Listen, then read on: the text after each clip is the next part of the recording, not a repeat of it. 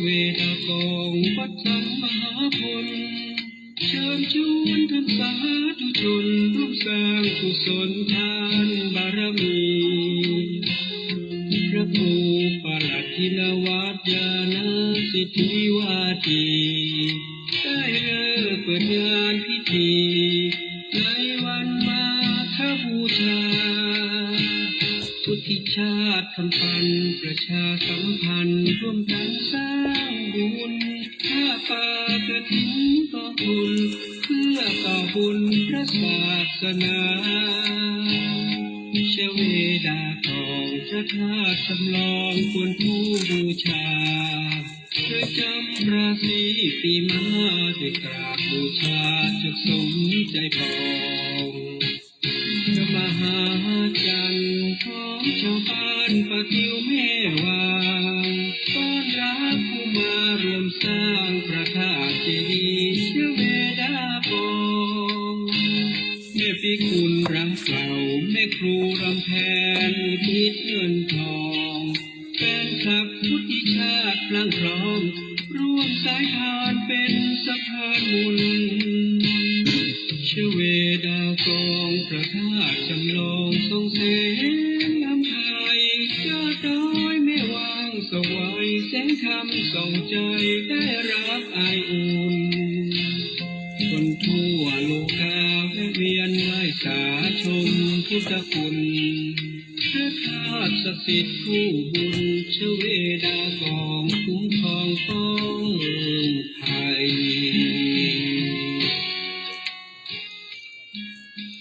ขอความสุขความเจริญในธรรมจงบังเกิดมีแก่ท่านผู้ฟังแฟนรายการฟังสบายสไตล์วุฒิชาติทุกท่านนะครับก็กราบขอบพระคุณพระเดชพระคุณหลวงพ่อพระธรรมเสนาบดีนะ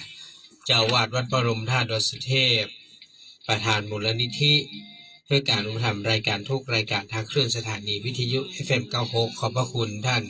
ผู้อำนวยการคณะกรรมการบริหารเจ้าหน้าที่ควบคุมห้องส่งวัดดอยสุเทพท่านอาจารย์พระมหาประสิทธิ์ประสาธิโกขอบคุณท่านพระครูเจ้าวาดวัดหนองกาย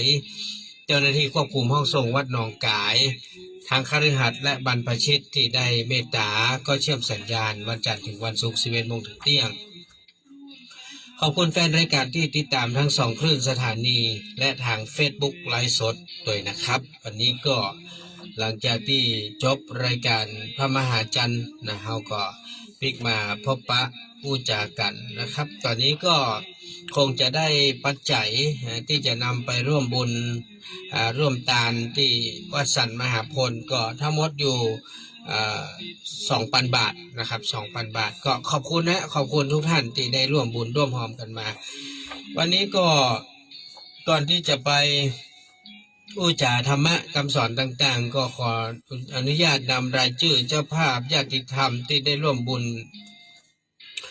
ผ้าป่ากองทุนสงเคราะห์และสมทบสร้างกุฏิสงฆ์อำเภอเมลาน้อยมาอนุโมทนาขอบคุณทุกท่านก่อนนะครับ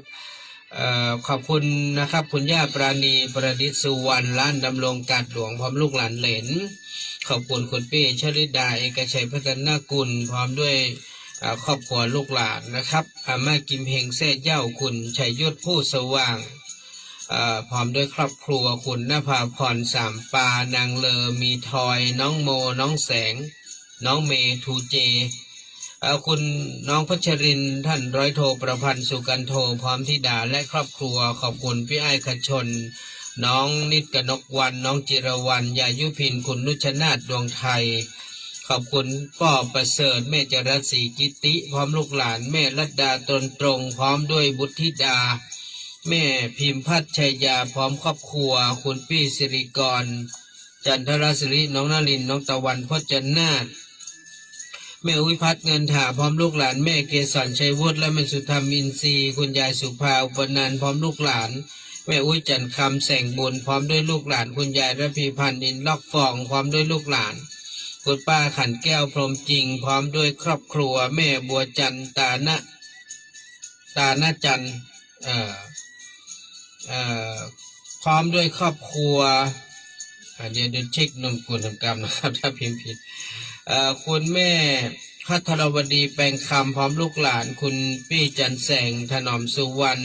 พ พร้อมด้วยครอบครัวแม่สุนนาป้าบัวผันมุลลาพร้อมด้วยลูกหลานคุณแม่พวงบุภาตันทาพร้อมด้วยลูกหลานคุณป้อวัฒนาแม่เป็นพจน์ปิ่นแก้วพร้อมลูกหลานคุณยายจันดีคุณพี่ทิตยานีหมอกเมฆพร้อมด้วยครอบครัวนางสาวกฤษดาพรแก้ววรรณะและนายธนัทแซ่ซาแม่บันชื่นบรรณเลิศพร้อมลูกหลานไอ้ชัยนางมอนน้องสมบูรณ์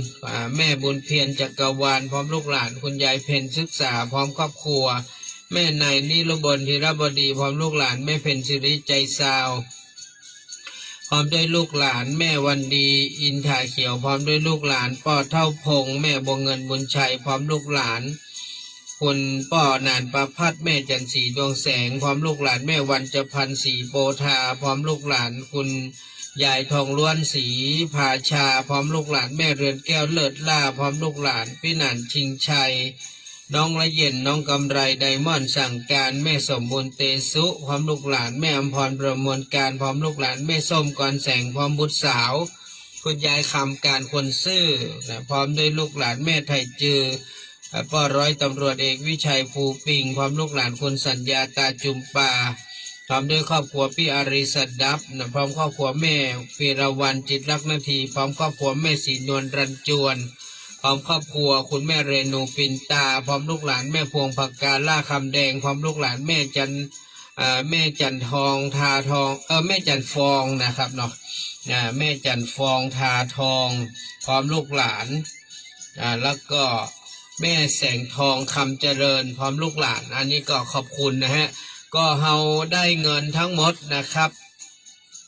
มีอยู่ท่านที่เปิ้นประสงค์ทำบุญในส่วนกุฏิก็แยกคือนะครับทั้งหมดก็อยู่ที่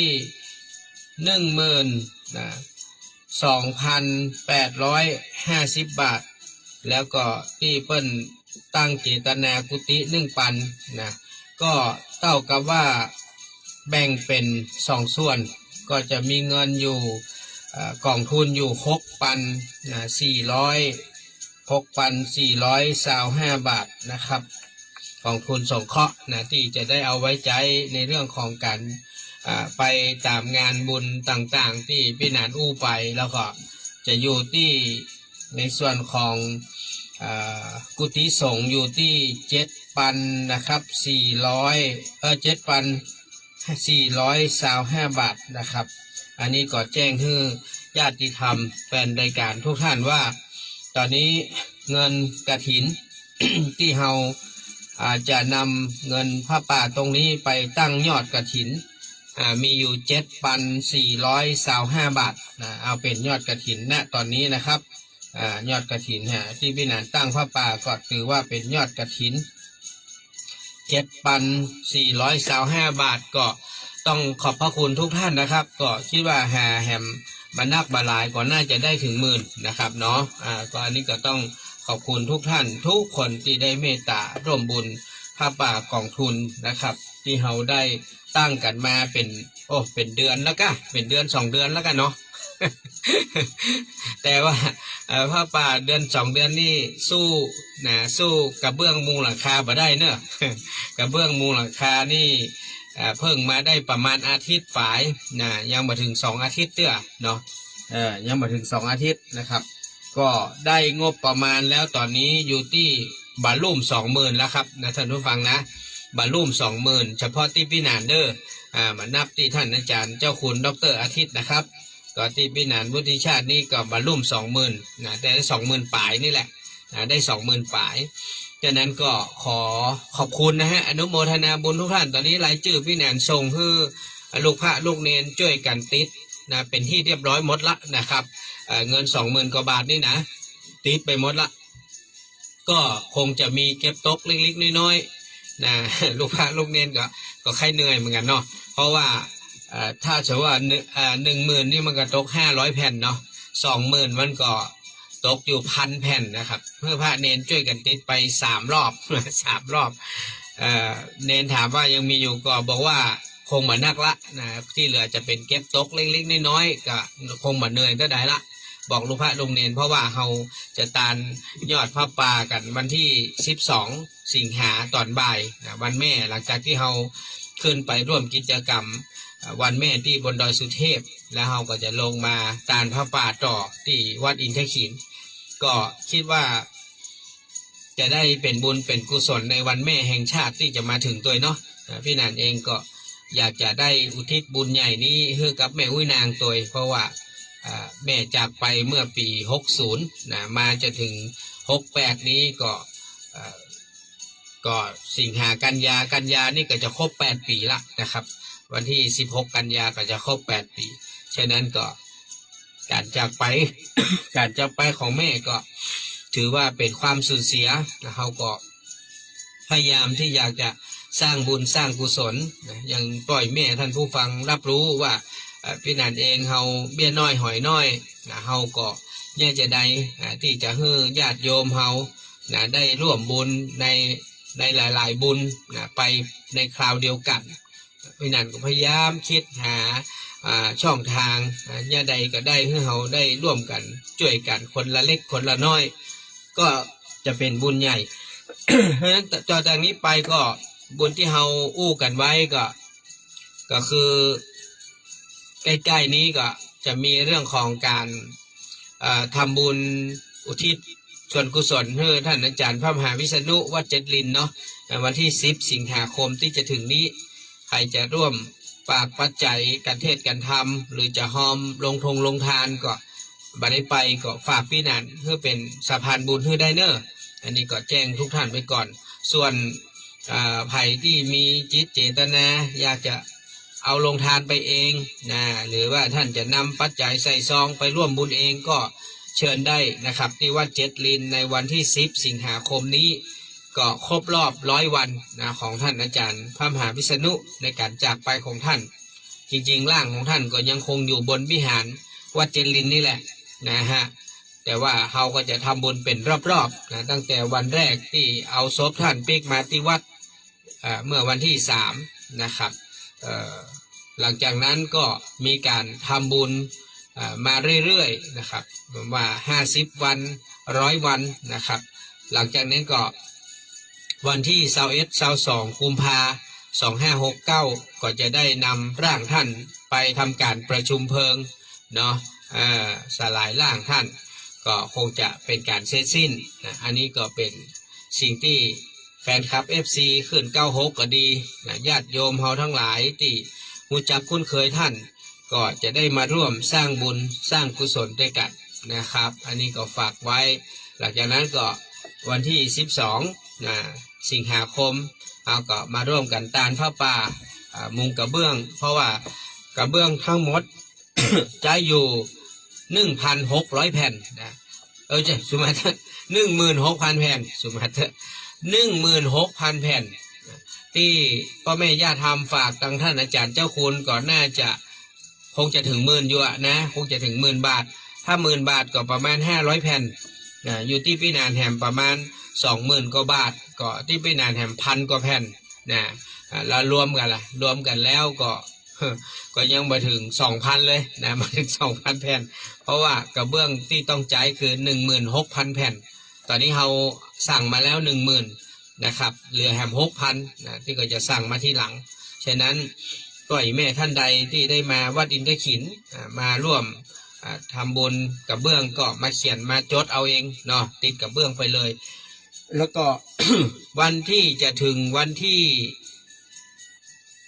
26พรุ่งนี้ก็เฮามีปฏิบัติธรรมเหมือนเดิมเด้อที่วัดอินทขินตั้งแต่บ่ายโมงจนถึง4 โมงแรงปล่อยแม่ท่านใดที่สนใจอยากจะมาร่วม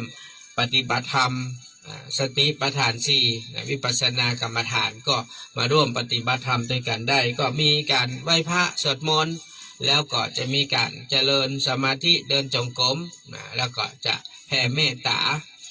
ล่ำลากันปิกบ้านไผ่บ้านมัน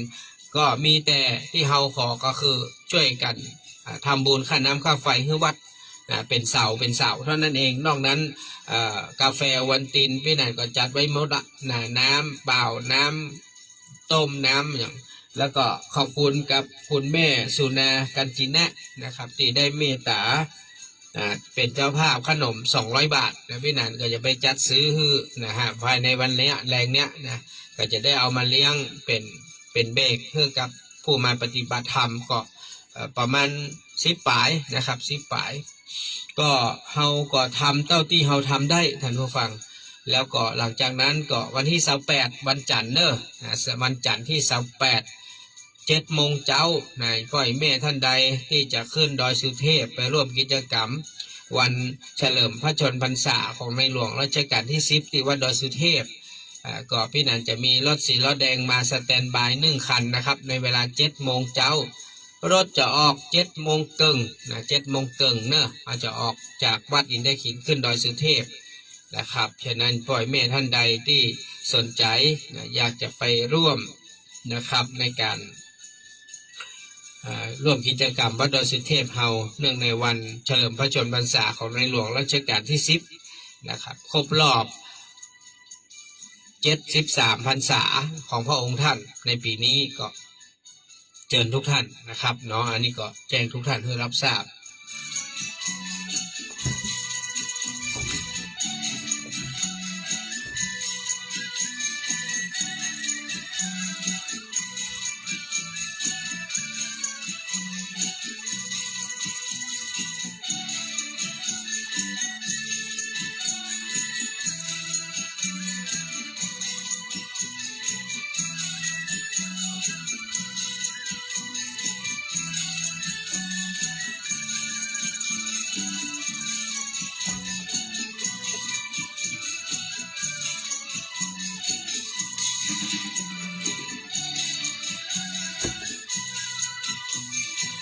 ก็ในช่วงนี้ก็มี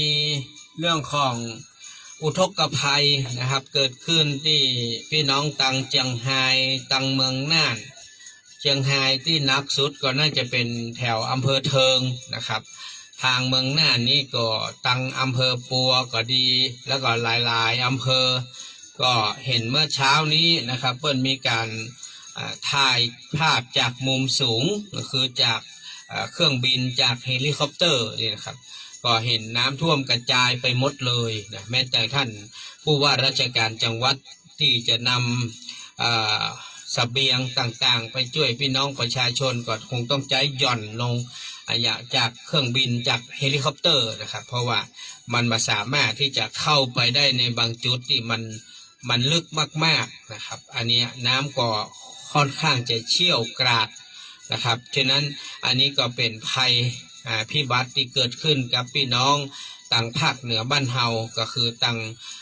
เจียงไฮ้เมืองเทิงต่างเมืองน่านอันนี้ก็อยากจะคือกับเชิญชวนให้ปล่อยแม่เฮาท่านที่พอมีกำลังทรัพย์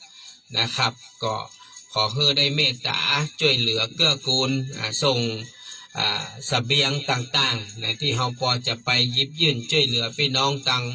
เมืองเทิงเมืองน่านได้ก็เชิญชวนเนอท่านที่เป็นเศรษฐีข้าหาบดีผู้มีกำลังทั้งหลาย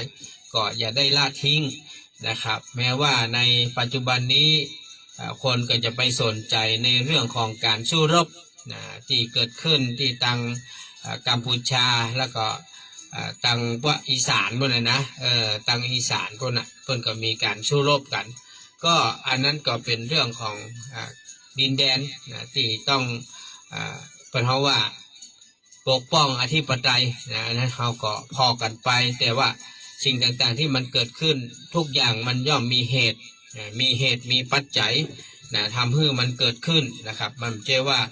อย่างมันจะเกิดขึ้นได้ง่ายๆมันจะต้องมีเหตุมีผลมีที่มาที่ไปของมันนะครับดังนั้นอันนี้ก็ฝากทุกท่านนะครับอย่าได้ไปเพราะว่าอย่าได้ไปเป็นตุ๊กอย่างในเรื่องหมู่นี้เพราะว่าบางทีไอ้ความที่เฮาไปเกิดนักเป็นกำเกิดบางคนก็เครียดนอนบ่หลับแล้วก็ช่วงนี้มันก็จะอินน้อยหนึ่งเนาะอินน้อยหนึ่งเรื่องของการรักชาติรักแผ่นดินมันก็ดีเพียงแต่ว่าเฮาก็จะต้องพยายามดูแลกายดูแลใจของเฮาโดยเฉพาะยิ่งพ่อแม่ที่เป็นพ่อแก่แม่เฒ่าเนี่ยก็บ่ต้องไปดูนักนะข่าวทางโทรทัศน์ก็ดีทางสื่อโซเชียลบางทีมันก็มีข่าวอย่างเพราะสื่อโซเชียลทางโทรศัพท์เนี่ยมันมีเฟกนิวมีข่าวปลอมเยอะ อย่างเช่นนะครับอย่าไปดูไปให้ความสนใจนักเดี๋ยวมันจะเป็นตุกนะครับเป็นตุกเนาะเป็นกำกึดมันเครียดเฉพาะเรื่องของความเป็นอยู่ทุกวันนี้เราก็เหนื่อยอยู่แล้วนะการเสว่าหากินนะครับการใช้ชีวิตในแต่ละวันที่ต้องเผชิญกับโรคภัยไข้เจ็บอันนี้พ่อแม่ก็คงอีทอยู่แล้วนะฮะอีทอยู่แล้วดังนั้นก็อย่าได้ไปใส่ใจเรื่องอื่นๆที่มันมากมายนักนะก็ใช้ชีวิตให้เป็นปกติสุขนะครับทุกวันนี้ ก็เป็นช่วงเข้าพรรษาก็ฝนฟ้ามันก็ตกไปเรื่อยนะบางทีก็เป็นพายุบางทีก็เป็นฝนตามฤดูกาลมันก็ผสมปนเปกันไปก็เหนื่อยแล้วนะเรื่องฟ้าฝนก็อีทก็เหนื่อยแล้วนะในจะเรื่องของการเสว่าหากินของต่อยแม่เฮาลูกหลานญาติพี่น้องก็ลำบากนะทุกวันนี้ก็อย่างที่เฮาช่วยกันได้ก็ช่วยกันไปนะครับสิ่งที่เฮาสามารถทำได้ในภาวะตอนนี้ก็คือพยายามสนใจเรื่องของการดูแลตัวเก่าเรื่องศีลเรื่องธรรมเป็นหลักนะครับศีลธรรมกรรมฐานนี่ก็อย่าได้ละอย่าได้ทิ้งนะครับทำไปชีวิตคนเฮาเพิ่นบอกว่าอยู่ได้ด้วยบุญนะเฮามีบุญเฮาอยู่ได้นะทุกวันนี้คนบ่มีบุญนี่มันอยู่ยากท่านผู้ฟังบุญนี่มันจำเป็นแท้ๆนะมันจำเป็นที่จะต้องเอามาประคับประคองกายเฮาใจเฮาชีวิตของเฮาให้มันรอดปลอดภัยยิ่งปัจจุบันนี้ภัยมันมีเยอะนะภัยจากธรรมชาตินะที่เฮาเห็นนะเพราะว่าจะเป็นอุทกภัยวาตภัยนะอัคคีภัยนะฮะแล้วก็ภัยเกี่ยวกับเรื่องของโจรผู้ร้ายมาโจรละภัยเนี่ยโจรละภัยก็มีเนอะโจรละภัยจากโจรโจรขโมยก็เยอะทุกวันนี้นะท่านผู้ฟังมันมาทุกรูปแบบเนอะมันมาทุกรูปแบบแม้กระทั่งบางที่ก็มาแบบมากล้ามาขายผ่านหน้าบ้านหน้าจองเอาของมาหลอกมาล่อเฮาระวังนะเฮ้อไปจกเบอร์จับเบอร์ลูกหลานก็มีใครอยู่บ้านนะไปจับเบอร์จกเบอร์เปิ้นอันนั้นมันล่ออันนี้มันล่อเนี่ยของล่อวันนี้ของเล็กของน้อยนี่ก็ไปเชื่อเปิ้นไปจับไปจกอีแม่ได้เบอร์นี้นะดีขนาดเนอะ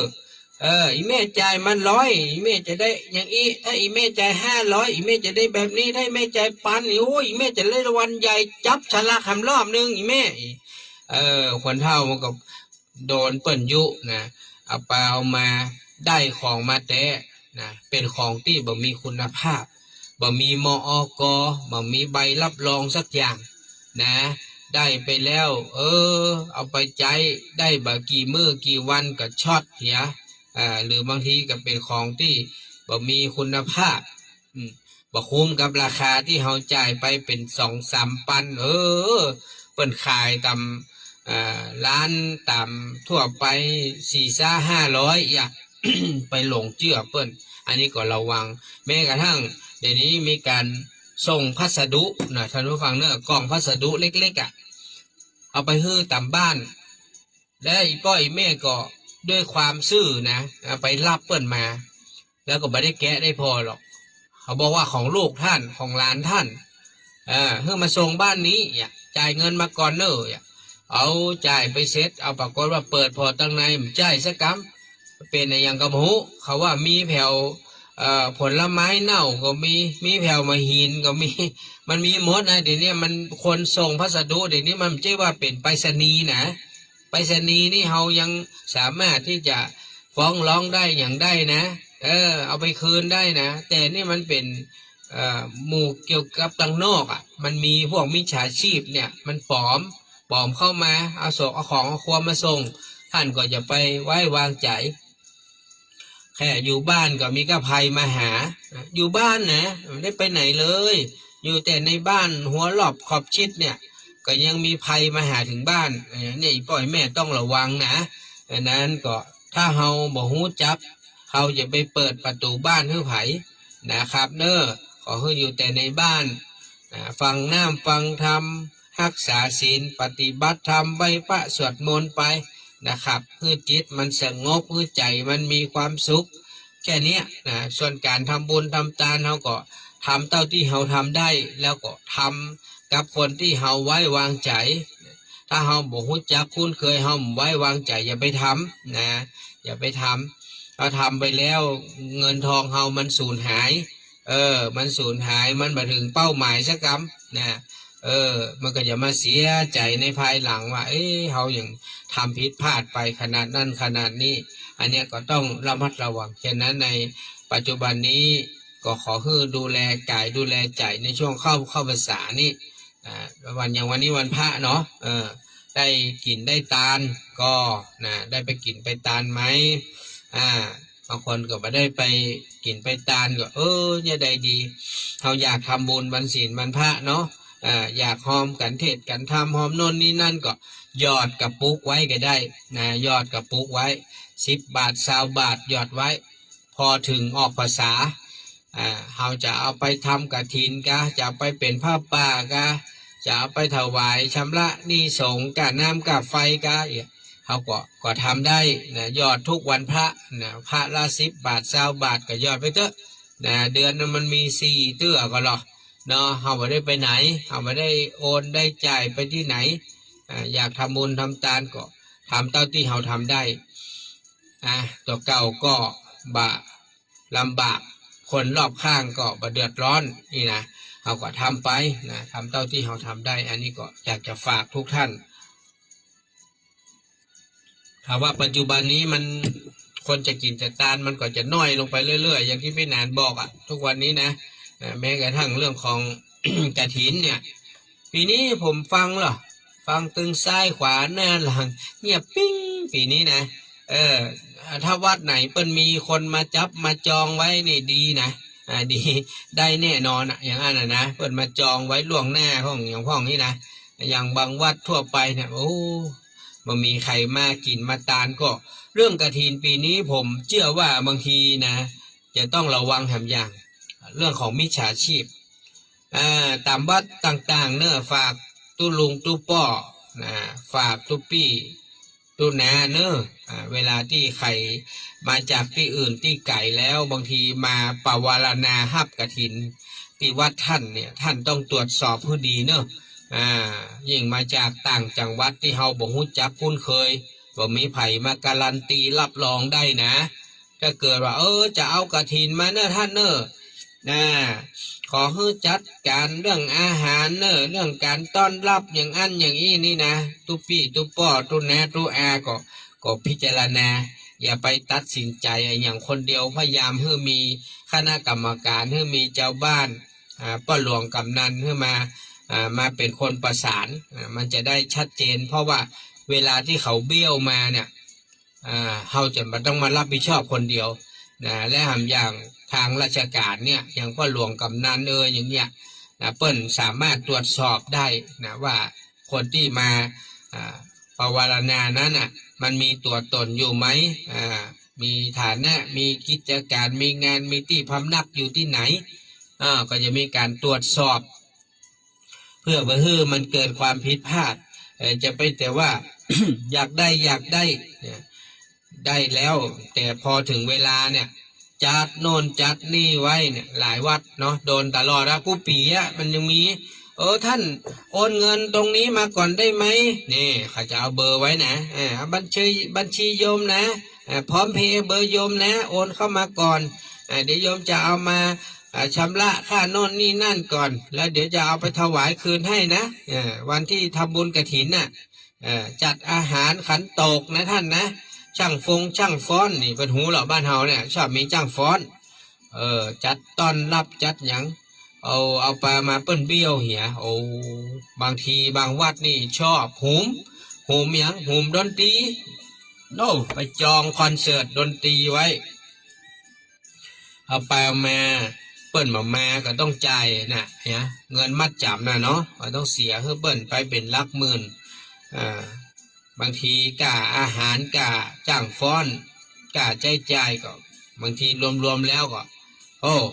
4-5 หมื่นนะครับเงินก็ไม่ได้สักบาททุกเจ้าต้องมารับผิดชอบแถม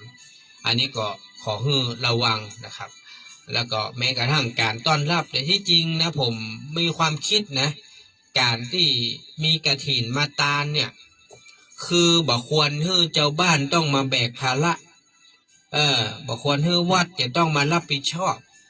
นะครับเจ้าภาพนั่นแหละก็จะต้องเอาเงินมาไว้ให้เปิ้นก่อนเนาะจะให้จัดอาหารจะให้จัดอะไรหยังก็เอาเงินมาทิ้งมาให้เปิ้นเห็นสักก้อนหนึ่งนะ50,000ก็ดี100,000ก็ดีตัวเก่าจะเอาดนตรีคอนเสิร์ตก็ให้เปิ้นเยอะหน่อยนะครับไม่ใช่มาให้วัดให้เจ้าบ้านต้องมาจัดมาเตรียมมารับผิดชอบนะครับอันเนี้ยบางทีเฮามากึดถึงเนาะสมมติว่าเฮาเงินไปตาน100,000จัดอาหารต้อนรับโน่นนี่นั่นหมดไปเหี่ย50,000อย่างแล้วก็เงินเหลือเข้าวัดแค่50,000แล้วเงิน100,000นั่นน่ะมันมาจากไหนมันมาจากญาติโยมเจ้าภาพเล็กเจ้าภาพน้อยเจ้าภาพใหญ่อาจจะตั้ง50,000นี่เนาะที่เหลือ50,000ก็คือแจกซองเชิญชวนเปิ้นร่วมบุญพ่องได้มารายละ50 บาท100 บาทรวมกันมาได้แหม50,000แล้วก็เอามาเลี้ยงข้าวเลี้ยงน้ำจัดต้อนรับเหี่ย50,000มันก็เท่ากับเฮาเอาเงินที่เปิ้นตานกฐินเงินบุญนั่นน่ะที่ทุกคนสละน่ะเอามาเป็นค่าอาหารค่าใช้จ่ายกลายเป็นว่าวัดทำงานต้อนรับทั้งหมดว่าได้100,000เอาประมาณเหลือ50,000เนี่ยมันบักคุ้มมันบักคุ้มแทนที่จะเอาไปสร้างสิ่งโน้นสิ่งนี้ให้มันสำเร็จเสร็จสิ้นเช่นตัวอย่างเช่นอาจารย์เนี่ย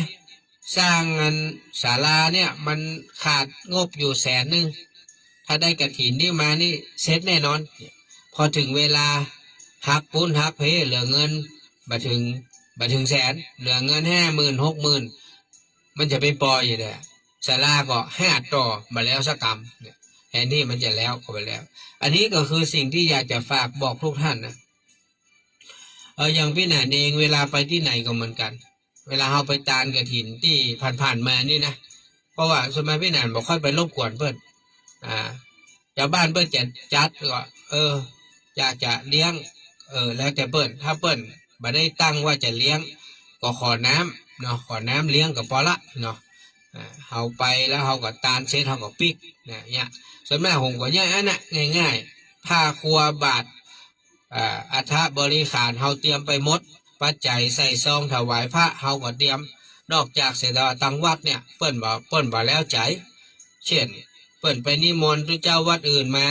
เฮาบอกว่าเฮาจะถวายองค์500เนอะเปิ้นบอกว่าเปิ้นบ่แล้วใจเปิ้นจะถวายองค์ละพันอันก็แล้วแต่วัด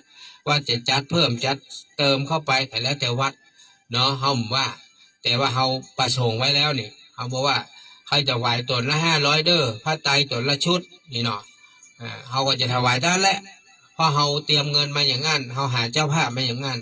ฉะนั้นอันเนี้ยเวลาที่พี่หนานไปทำบุญที่ไหนพี่หนานจะระบุไว้เลยเงินกฐินก็คือยอดเงินกฐินบาทต้องไปฮับอะหยังเงินผ้าไตรก็มีเจ้าภาพผ้าไตรเงินปัจจัยถวายพระก็มีเจ้าภาพเงินสังฆทานก็ส่วนสังฆทานไป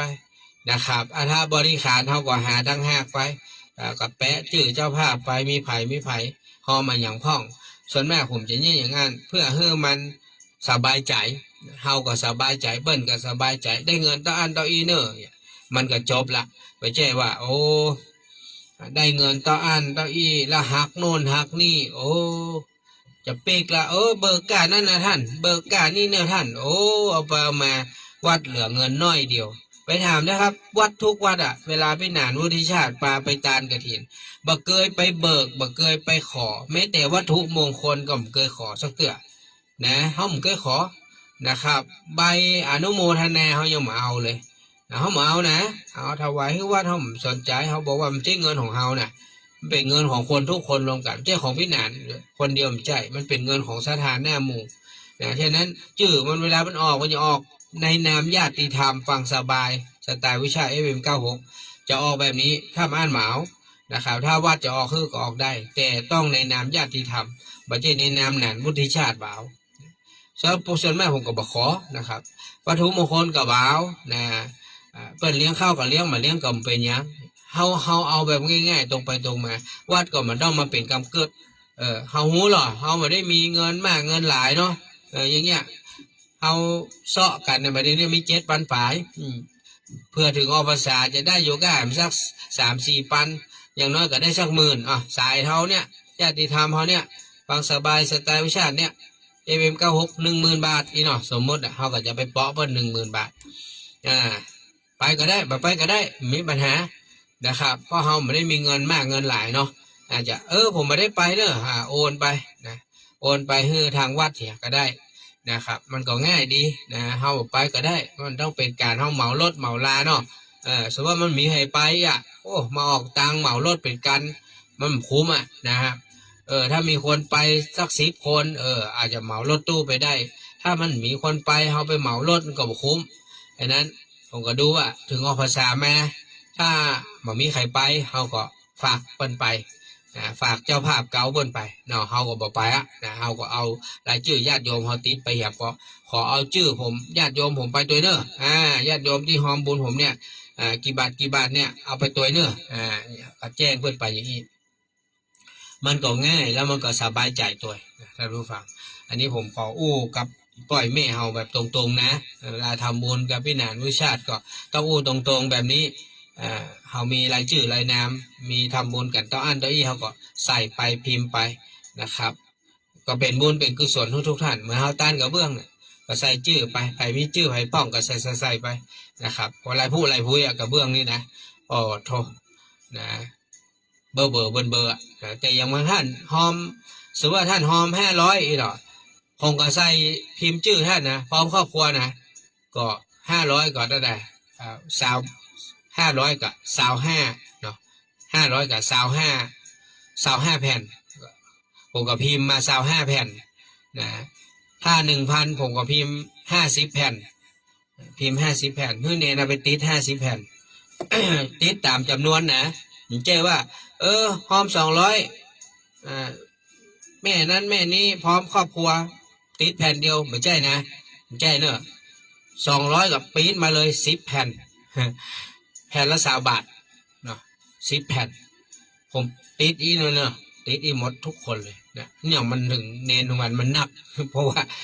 มัน20,000นะ20,000มันก็ตะได้ล่ะ20,000กับ1,000 แผ่นน่ะ20,000น่ะ1,000 แผ่นนะเน้นกับติดกันก็ชอบ3 รอบนะ3 รอบนะติดตั้งแต่รอบแรกเน้นเป็น4เป็น5ปุ่นรอบ2แถมนะมารอบ3แถมต่อวานี่ก็ไม่ได้มีติปเพื่อเนนเลยเนี่ยยังอินดูเนนเหมือนกันที่จริงกับใครให้ติปเนนคนละ100มีสตางค์ถ้ามีสตางค์นี่ก็กันเนนอยู่ถ้ามีตังค์ก็จะปั่นคนละ100เขาติดให้3 รอบแล้วท่านผู้ฟังเขามีเงินให้เปิ้นนะเพราะว่าเงินนั้นเป็นเงินกับเบื้องนะมันจะเป็นเงินที่ญาติโยมจะเอามาให้พระให้เนนเป็นเงินทำบุญกับเบื้องเขาก็ต้องเอาให้กับเบื้อง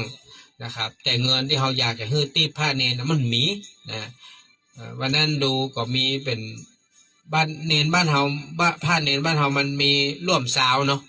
ท่านอาจารย์ว่าสาวน่ะสาวรวมถึงท่านนะสาวถึงขยมแต่ว่าที่เขามาช่วยติดเนี่ยจะมีสัก10 ปลายนี่แหละ ที่เขามาช่วยติดนะผ้าเนนนะประมาณสัก10 กว่ารูปเนี่ยเงินว่าจะฮื้อคนละ100เขายังมีปัญญาฮื้อเลย พี่นันเป็นคนที่บอกตรงๆว่าเป็นคนขี้เก่งใจนะคือบางคนถามพี่นันมาช่วยผู้ไผ่มาช่วยพิมพ์ผู้ไผ่มาช่วยทำงานตัดคนเดียวเนี่ยจนมือนี่เจ็บไปหมดเลยท่านผู้ฟังเนี่ยมือผมนี่ปวดไปหมดเลยเพราะว่าปีนมาเสร็จผมต้องมาตัดแล้วก็ตัดแผ่นใหญ่แล้วก็ตัดเป็นแผ่นเล็กนะครับจนมือผมนี่มันเอากันไกใจกันไกจนเจ็บมือไปหมดเลยแบบนี้นึงปวดมือนะปวดมือซ้ายนะมือซ้ายนี่จะปวดพอผมใจกันไกมือซ้ายตัดกว่าจะได้แต่ละแผ่นตาก็เพ่งอยู่ฮะนะต้องใส่แว่นนะใส่แว่นก็ไม่ได้เนี่ยอย่างก็ตั้งใจทำนะตั้งใจทำนั่งพิมพ์เนี่ยท่านผู้ฟังลองพอเลยผมนั่งพิมพ์ชื่อท่านเนี่ยลายพุ้ยเนี่ยพิมพ์เสร็จผมต้องมาปริ้นเอามาปริ้นผมต้องมาตัดแถมนะก็ต้องขอบคุณนะครับอย่างเจ้าภาพที่ช่วยเรื่องกระดาษสติกเกอร์อย่างคุณน้องพัชรินทร์สุกันโทพร้อมครอบครัวก็ดีคุณพี่อารีสดับก็เมตตาช่วยขอบคุณคุณแม่พจนีเพชรรากูลนะครับที่ได้เมตตาช่วยค่าน้ำมันรถคือพี่หนานขึ้นดอยวันที่28เติมน้ำมันรถเก่งน้อยพี่หนานขอบคุณนะครับได้เมตตาให้มา300 บาทก่อนหน้าปุ้นก็ขอบคุณกับคุณพี่ สุมาลีอรุณวิโรจน์นะครับที่ได้เมตตาปั่นสตางค์ให้พี่นานเอาไว้ติดตัวใช้จ่ายก็ขอบคุณมากๆนะเพราะว่าเป็นน้ำใจของทุกท่านให้มานะผมก็รู้สึกซาบซึ้งใจนะเดี๋ยววันพรุ่งนี้หลังจากที่เสร็จจากการปฏิบัติธรรมแล้วช่วงเมื่อค่ำก็จะต้องขับรถไปที่แม่วางนะไปที่แม่วางที่วัดสันมหาพลเนาะเอากันเทศกันทำไปหอมแล้วก็ร่วมฟังน้ำฟังธรรมตัวเปิ้ลก็คงจะปิกประมาณพุ่น2 ทุ่มพุ่นนะกว่าจะถึงบ้านก็3 ทุ่มนะครับก็ขอบคุณนะครับขอบคุณกับแม่ครูลำแพนจันทรเทพพร้อมด้วยคณะศรัทธาบ้านปะติ้วดอนเปาได้ยินว่าเดี๋ยวเปิ้ลจะช่วยเติมน้ำมันรถถึง ขอบคุณแม่ครูนักๆนะครับอันนี้ก็เป็นเมตตาของผู้รักผู้ใหญ่ท่านผู้ใจบุญเนาะเปิ้ลก็เอ็นดูโอ้พี่หนานล้นขึ้นล้นล่องเอาปัจจัยจากญาติโยมมาหอมตัวนะก็ต้องเติมน้ำมันรถคนเดียวไปมาอันนี้ก็เหนื่อยหน่อยแต่ก็เป็นอย่างท่านผู้ฟังผมว่าชีวิตคนเฮามันก็อย่างนี้แหละทุกอย่างเฮาจากจะได้บุญได้กุศลเฮาก็ต้องลงทุนนะบางทีเฮาต้องวิ่งไปไกลพ่องใกล้พ่องก็เพราะเฮาอยากได้บุญไงถ้าเฮาบ่อยากได้บุญเฮาก็บ่ต้องไปนะเหมือนญาติที่ทำสบายนะญาติที่ทำเฮาเนี่ยก็ฝากพี่หนานนี่สบายที่สุดละนะฝากพี่หนานก็ล่นไปตาลไปทำแตนให้ท่านเอาจื่อเอาอย่างใส่ให้ท่านเรียบร้อยแล้วก็นำไปตาลให้ทุกท่านนะครับท่านก็มีหน้าที่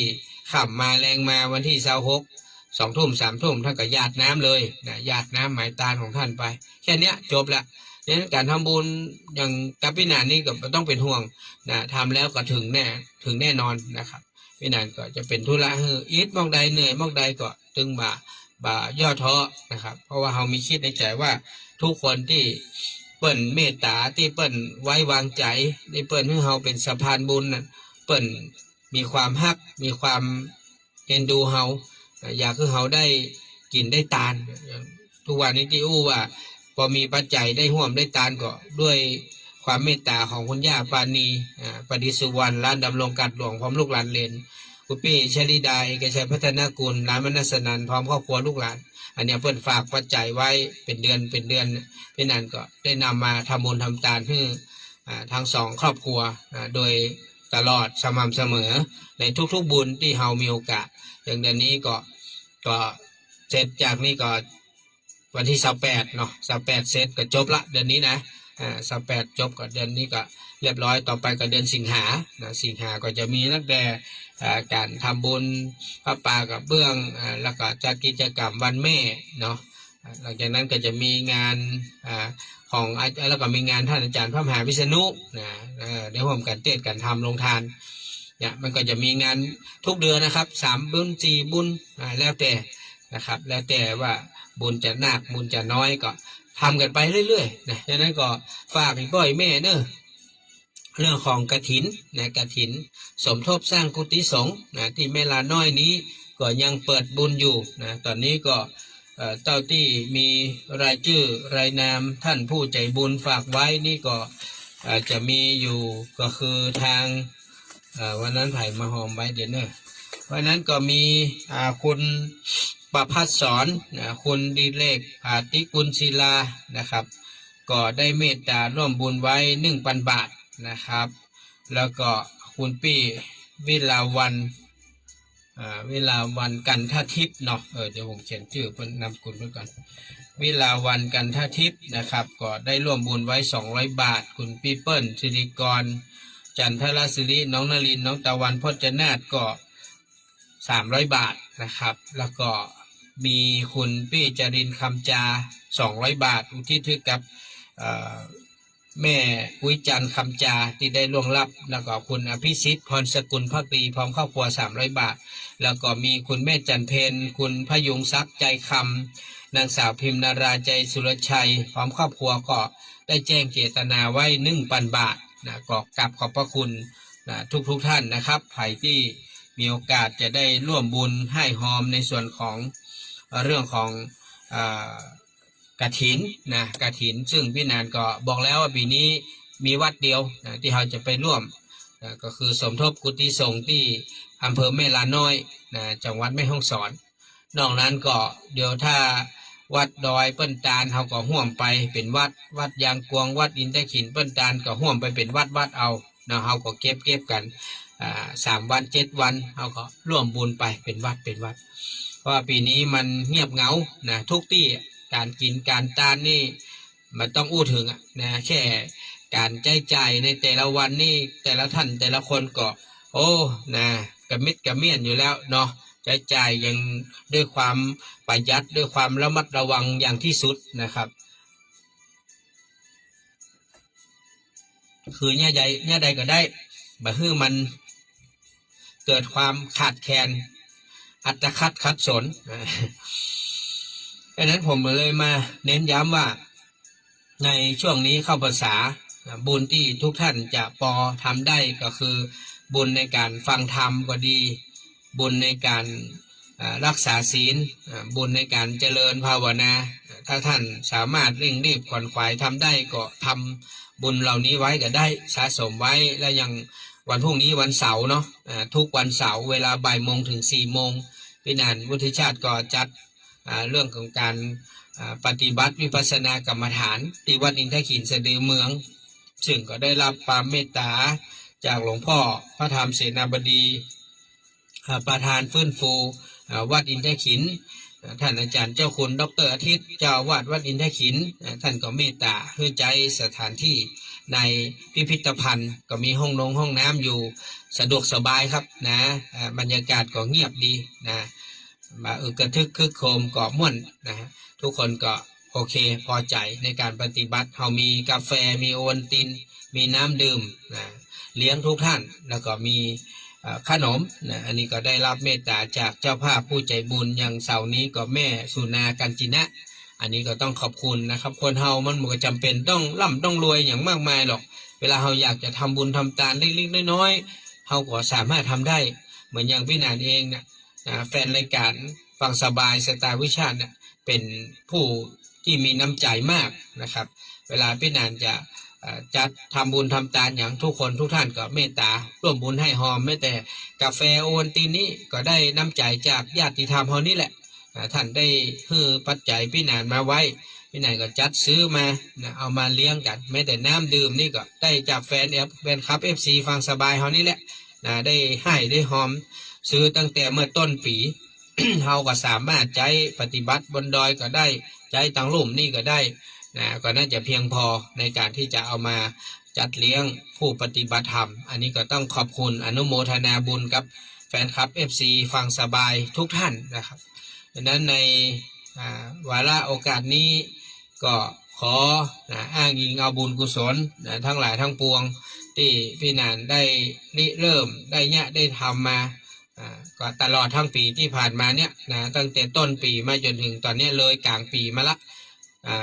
ก็เอาถือว่าเกินปีกันแล้วกันเนาะก็ขอให้บุญกุศลที่เราได้ร่วมกันสร้างร่วมกันทำมาในทุกๆบุญรวมทั้งบุญที่พี่นานได้บรรยายธรรมเป็นมา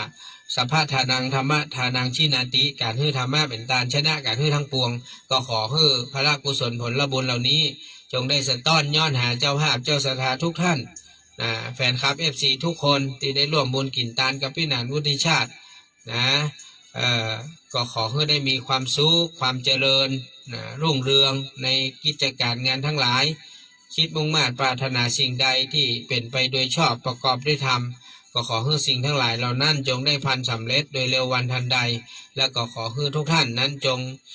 มีอายุมั่นยืนยาวปราศจากโรคาพยาภัยข้อหามยำร้ายจะได้บังเกิดขึ้นแก่ท่านทั้งหลายครอบครัวของท่านขอให้มีแต่สิ่งที่ดีเข้ามาในชีวิตอันนี้ก็สิ่งที่พี่นันจะสามารถอำนวยพรให้ทุกท่านได้เพราะว่าบุญเหล่านี้เขาอ้างได้อวยพรได้เพราะเขาทำผ่านมาแล้วตลอดเกินปีที่ผ่านมาสปะสเปดบุญปฏิบัติธรรมบุญรักษาศีลกินทานบุญโน่นนี่นั่นเขาทำมาตลอด ฉะนั้นเกินปีที่ผ่านมาก็ได้กันจัดนักจัดหลายแล้วก็ได้หลังปีนี้ต่อไปกับปุ้นปาที่ฐานการทำกรรมก็ประมาณช่วง สิ้นปีก็ปาที่ฐานการทำกรรมเนาะดังนั้นถ้าเราได้ร่วมอนุโมทนาได้ร่วม ในการที่ให้หอมก็ดีอย่างก็ดีก็เป็นบุญเป็นกุศลแก่ตนแก่ตัวของทุกท่านบางคนก็ว่าโอ้ช่วงนี้กระเป๋าแฟบกระเป๋าแบนพี่นั้นแต่ว่าเมื่อตอนต้นปีนั้นน่ะที่ผ่านมาได้ห่วมได้หอมกับพี่นันมาตลอดเนอะอันนี้ก็รับรู้นะอนุโมทนาแต่ว่ากลางปีมานี่บ่ได้ให้ได้หอมบ่ได้ร่วมบุญเลยก็บ่เป็นยังครับนะก็เอาโอกาสว่าถ้าหากว่าบ่ได้ห่วมได้หอมเลยออกภาษานี้จะได้มาช่วยกฐินกันสักเล็กสักน้อยก็ยินดีนะครับเนาะช่วยกฐินกันเนี่ยสักเล็กสักน้อยอย่างน้อยก็มาได้เป็นบุญกับไผ่ละเป็นบุญกับท่านนั่นแหละท่านได้ห่วมได้หอมก็เป็นบุญของท่านนะเพราะว่าบุญกุศลเหล่านี้เปิ้ลถึงบอกว่าใครทำก็คนนั้นได้ใครบ่ทำก็บ่ได้แม้แต่คนในครอบครัวเฮาอาจจะเป็นพ่อแม่ลูกหลานผัวเมียพี่น้องถ้าเขามัวแต่อนุโมทนาอย่างเดียวบ่ห่วมกินห่วมตานบ่สร้างบ่ทำมันก็ได้แค่บุญอนุโมทนามันก็บ่เต็มเม็ดเต็มหน่วยนะท่านผู้ฟังท่านจะไปคิดว่าการอนุโมทนานี่เปิ้นได้100เฮาได้100มันใช่นะ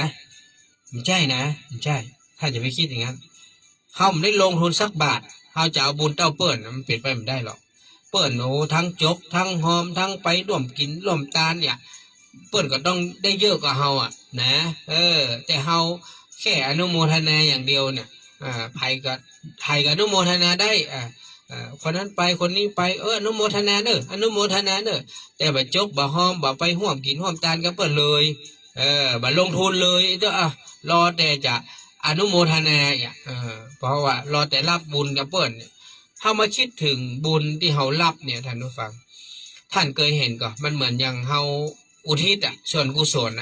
ไปฮื้อผีตายเก่าเน่าเมินญาติโกโหติกาพ่อแม่ครูบาอาจารย์เฮาเนี่ยคนเหล่านั้นเปิ้นได้รับอานิสงส์ที่เฮาอุทิศไปฮื้อ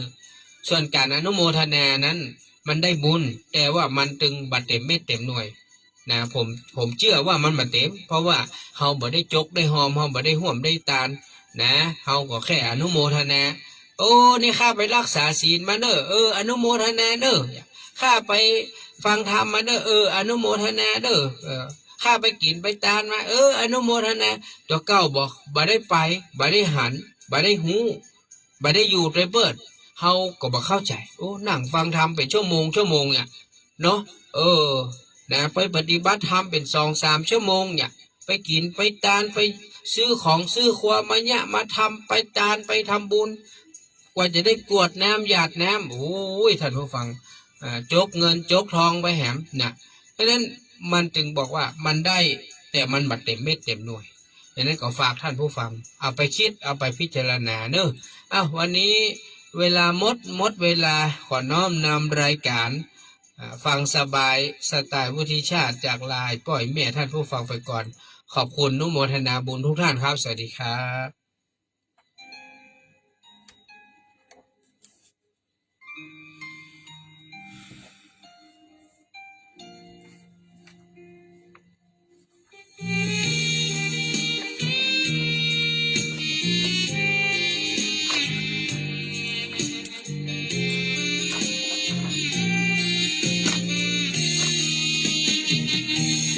แก่เจ็บตายคือทุกภัยของมวลมนุษย์ทุกทางสิ้นสุดในพระพุทธศาสนาทางอื่นไม่มีพระสุรสีถ้าทรงเมตตาคนทุกข์หลักธรรมนำพาใครนำพาก็จะพ้นภัยเวียนว่ายตายเกิดกำเนิดตามกฎแห่งกรรมจากการกระทำตอนชีพยังมีลมหายใจใครสร้างกรรมดี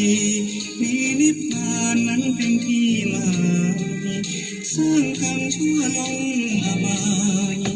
เวียนว่ายไม่มีสิ้นสุดทานศีลภาวนาเกิดปัญญาเห็นค่าไตรลักษณ์รู้แจ้งประจักษ์สิ้นสงสัยในธรรมพระพุทธเข้ากรรมฐานมีสติรู้สุด ดวงจิตใสบริสุทธิ์หลุดพ้นกรรมวัฏสงสาร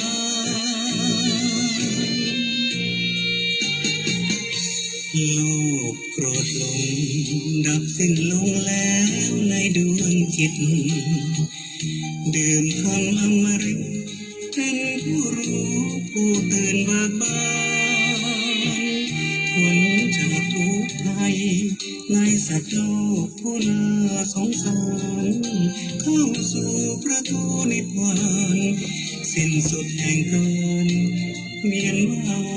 ยตายเกิด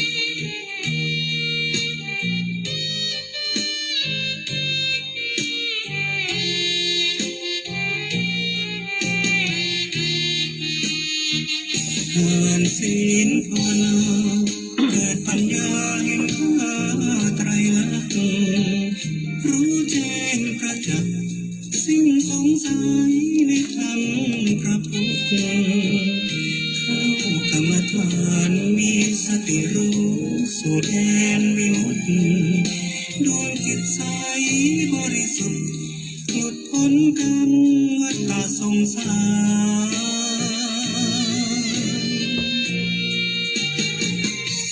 โลภโกรธหลงดับสิ้นลงแล้วในดวงจิตดื่มธรรมอมฤตเป็นผู้รู้ผู้ตื่นเบิกบานพ้นจากทุกข์ภัยในสัตว์โลกผู้น่าสงสารเข้าสู่ประตูนิพพานสิ้นสุดแห่งการเวียนว่ายตายเกิด